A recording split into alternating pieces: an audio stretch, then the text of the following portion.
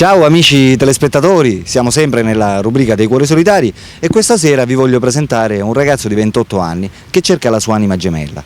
Si chiama Domenico e viene da Marsala, in contrada Strasatti. Ciao Domenico. Ciao.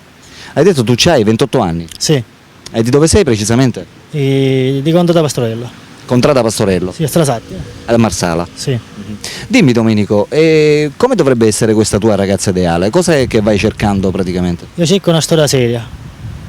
E poi cerco una ragazza che fra 20 e 28 anni. Tra i 20 e i 28 anni? Sì. E abbastanza carina, che mi piace. E- Come aspetto simpatico naturalmente? Sì.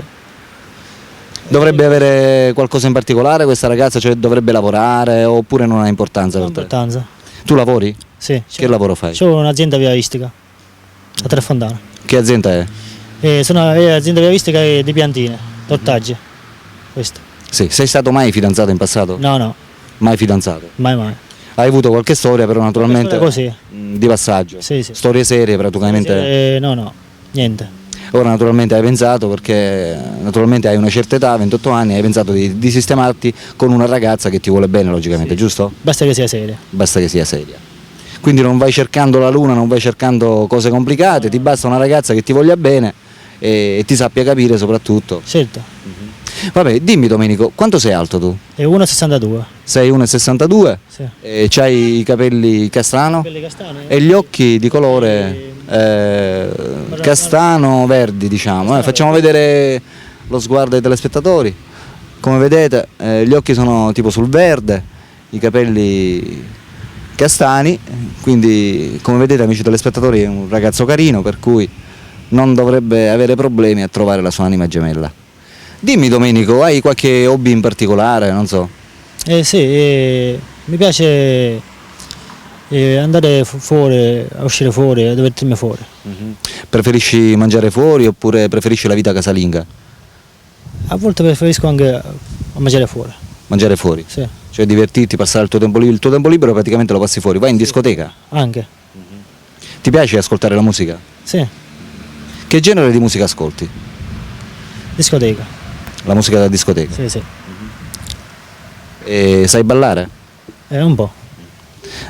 Balli lisci oppure balli movimentati? Poi andate. Movimentati. Sì. Il ballo liscio non lo sai ballare? Anche. Pure. So ballare, sì.